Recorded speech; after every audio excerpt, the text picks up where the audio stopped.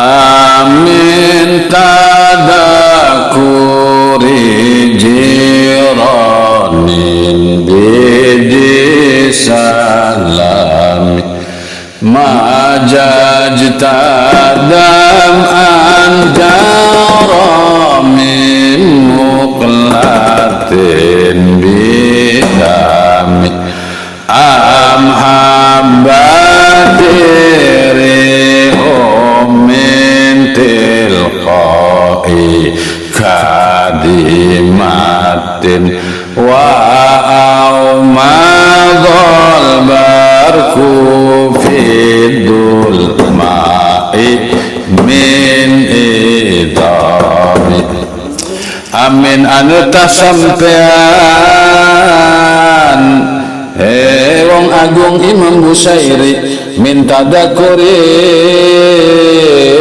saking sabab lantaran tadakuri jironin kaingat-ingat kademen ati bidi salami kang ane ing saisor-isor wit salam ing gunung di salam majajta nyampuraken siradam an ing banyu mata jaro kang mili ye banyu mata mimuklatin saking pelapukan mata bidamin kelawan campur getih am habatin atawa karena ngahembosi angin mintil ko ikadima saking arah-arahan negara Madinah wa aumado atawa karena sabab cuma lerete albarku kilat fidul ma'i ing dalam pepetangi bengi min idomin kang teke saking arah-arahan gunung idom.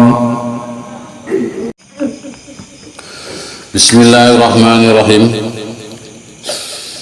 Amin tadakuri jiranin bidis salami majatadam anjarami muklatin bidam am hambadirrihu min tilqa'i kadimatin wa aumadal barqa fidul ma'i min idami. Kimusannif memulai bait-bait qasidah burdahnya dengan lafaz amin tadakuri jiranin bidis salam am hambadirrihu min tilqa'i kadimah. Bait yang keduanya amin tadakur yang artinya apakah kamu wahai imam yang agung Imam Bushiri min tadakuri jironin karena sabab lantaran tadakuri jironin teringat-ingat seorang kekasih hati yang dicinta bidi salam yang ada di gunung di salam di bawah pohon salam majajta sehingga engkau mengeluarkan air mata bergelinang air mata darah am habbatirrih atau karena sabab. Apakah karena sabab hembusan angin yang bertiup dari arah kota Madinah atau karena kilatan sinar kilat di tengah gelapnya malam dari arah gunung Idham. Hadirin kaum muslimin, hadirin jamaah majlis salawat burdah an-nidam sirna lagi yang dihormati Allah subhanahu wa ta'ala dan dicintai oleh Rasulullah sallallahu alaihi wasallam. Sebelum kita melangkah lebih jauh untuk memahami makna-makna bait qasidah burdahnya Al-Imam Bushiri rahmatullah alaih, sebagusnya kita coba memahami dan mengerti susunan lafad per lafad, kalimah per kalimahnya bait qasidah Imam Bushiri, supaya kita lebih mengenal secara dekat kepada sang Imam Bushiri dari segi keilmuanannya. Dan semoga kita mendapatkan kebarokahan dari ilmu dan amal beliau yang soleh. Juga kita bertabaruk kepada seluruh ulama-ulama ahli uslubul arabiyah yang telah dimuliakan oleh Allah subhanahu wa ta'ala. Perlu kita ketahui di sini ada lafaz amin tadakur.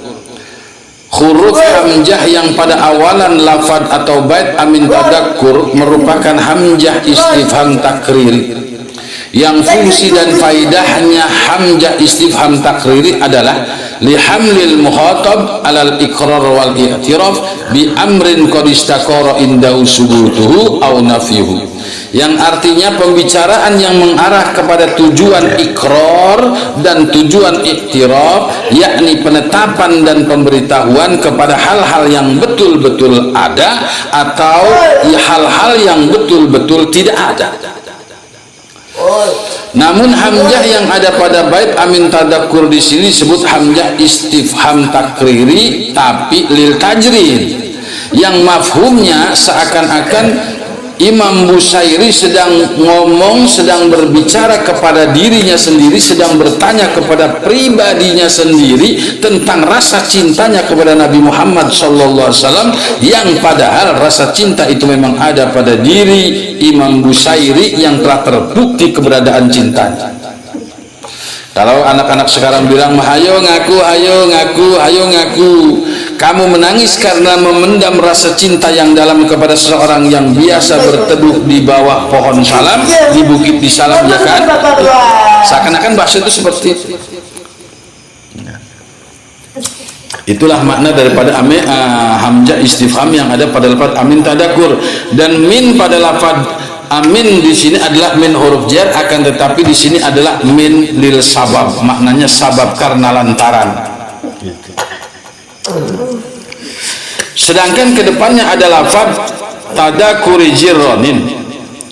Sedangkan idofatnya lafaz tadakur kepada lafaz jironin itu suatu idofat masdar kepada maf'ulnya, sedangkan fa'ilnya disimpan atau dibuang. Yang lafaz aslinya atau asalnya adalah tadakurika jironan, yang maknanya adalah apakah tadakuri jironin teringat-ingat, terbayang-bayang ke mata-mata ataupun terngiang-ngiang seorang kekasih. Maknanya tadakur jiron itu adalah teringat-ingat kepada seorang kekasih.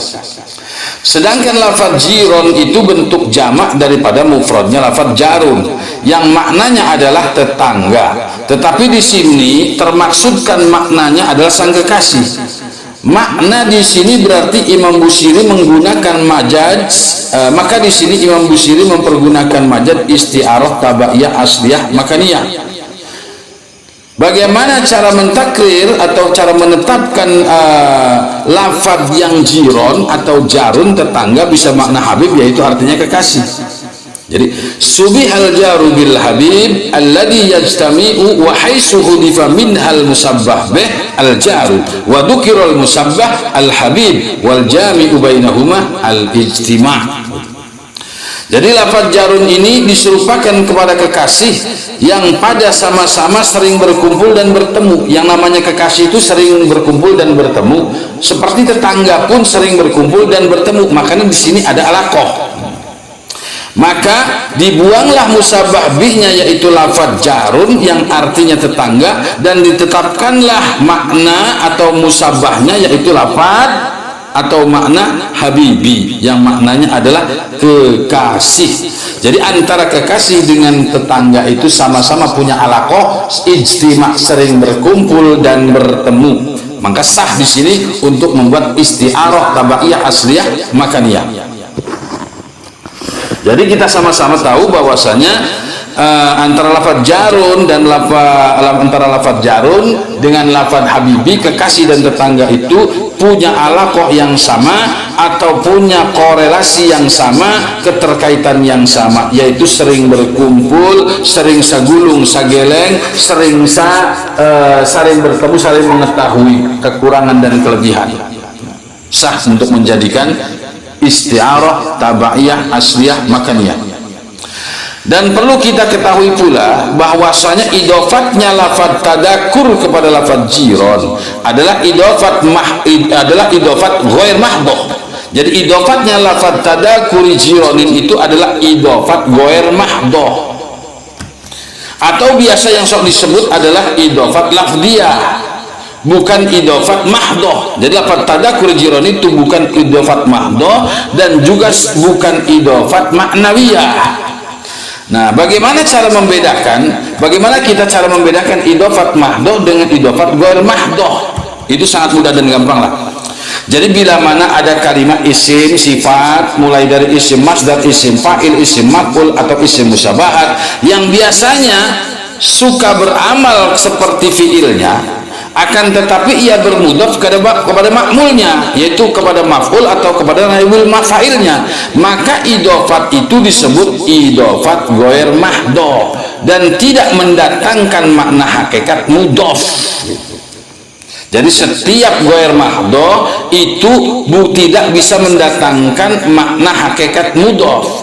Sebagaimana kita ketahui, hakikat atau takrif daripada makna mudhaf adalah nisbatu bainal lafdhatain fil maknal wahid, yang artinya mengkaitkan dua lafaz yang berbeda untuk dalam satu makna, yang seharusnya adalah tunsabul awal ila sani li ajli ta'rifiha atau takhsisiha, yaitu mengkaitkan makna lafaz yang pertama kepada lafaz yang kedua karena tujuan pemakrifatan atau penghususan. Nah, inilah namanya mudhaf mahdhah. Kalau mudhaf ghairul mahdhah mah tidak mendatangkan makna takrif, tidak mendatangkan makna taksis, hanya untuk mempermudah pembicaraan saja.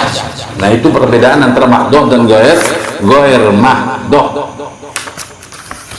Dan bila mana, jadi begini, bila mana ada kalimat itu yang akur sesuai dengan takrif yang tadi kita bacakan tadi, maka itu berarti adalah mudhaf mahdhah. Apabila tidak sesuai, maka itu berarti takrif ghair mahdhah, berarti itu kalimat mudhafnya mudhaf ghair mahdhah, idhofat ghair mahdhah. Seperti contohnya mana? Ya ini lafaz tadakuri jironin, itu adalah ghair mahdhah, tidak mendatangkan makna takrif, tidak mendatangkan makna taksis, hanya untuk mempermudah dalam pembicaraan saja.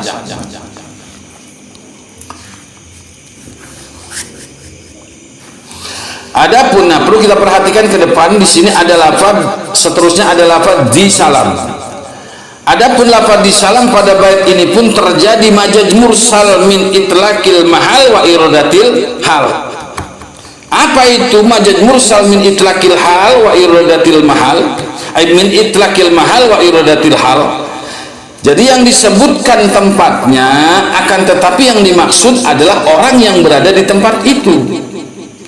Jadi disebutkan pohon salam dan bukit salamnya, akan tetapi yang dimaksud adalah orang atau manusia yang ada di bawah pohon salam, yaitu Nabi Muhammad SAW yang sering berteduh di bawah pohon salam di bukit di salam. Nah, ini namanya majaz mursal min itlaqil mahal wa iradatil hal. Ke depan lagi masih ada lafaz muklatin. Dan pada lafaz muklatin ini Musannif atau Imam Bushairi juga bermain majaz mursal pula.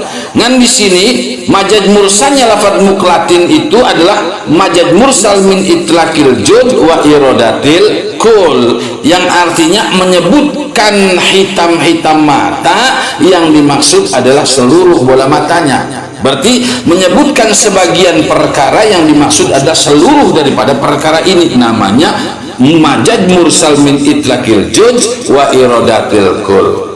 Dan bila perlu kita ketahui, hadirin kaum muslimin jamaah Majlis Shalawat Burda An-Nidham Sirnalaga, di sini Ki Musannif menceritakan tentang derita sendiri, derita pribadinya, didelu dan didera, mendendam rasa cinta kepada Nabi Muhammad SAW sehingga sering menangis. Ini Ki Musannif menceritakan, apakah tangisanmu itu karena teringat-ingat kekasih yang ada di salam? Kenapa di salam? Karena memang Kanjeng Nabi itu sewaktu hidupnya sering berteduh di bawah pohon salam yang ada di bukit di salam, yaitu adalah bukit di antara Mekah dan Madinah. Sering Kanjeng Nabi berteduh di situ. Jadi biasanya begini, seorang kekasih, seorang pacar, anak muda yang lagi kasmaran itu, ketika melihat suatu tempat yang pernah ditempati oleh kekasihnya, maka dia ketika melihat tempat itu, teringat tempat itu, maka akan teringat kepada kekasihnya. Seperti itulah, ketika teringat kepada di salam, pohon salam, maka teringat kepada Nabi Muhammad yang pernah ada di situ. Nah, inilah orang cinta itu seperti itu. Jadi kadang melihat Seorang pemuda melihat sendalnya aja atau melihat tempat bekas duduknya perempuan yang dia cintai di jembatan, maka setiap melihat jembatan itu, maka seorang pria yang mencintai laki-laki, mencintai perempuan itu akan teringat kepada wanita yang dia cintai. Inilah orang sifat orang-orang yang lagi kasmaran atau jatuh cinta seperti ini. Maka Imam Busiri pada bait ini adalah menceritakan tentang kasmaran pribadinya kepada Nabiullah Muhammad sallallahu alaihi wasallam. Sehingga amhabatirni, apakah karena engkau menangis darah itu teringat dengan orang yang ada di salam, mengingat tempat yang jadi kenang-kenangan? Amhabatirni, atau karena sebab bertiupnya angin dari negara Mekah, dari negara Madinah.